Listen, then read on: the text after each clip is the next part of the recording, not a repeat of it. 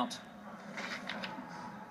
the specificity that was lacking. It's very easy to say, let's cut waste, fraud, and abuse. I've rolled out a detailed plan to cut $500 billion in federal spending, specifying exactly what I would cut. It's easy to say it, but one of the great disconnects of all the people, all of the voters, I understand the folks who are supporting Donald right now. You're angry at Washington, and he uses angry rhetoric.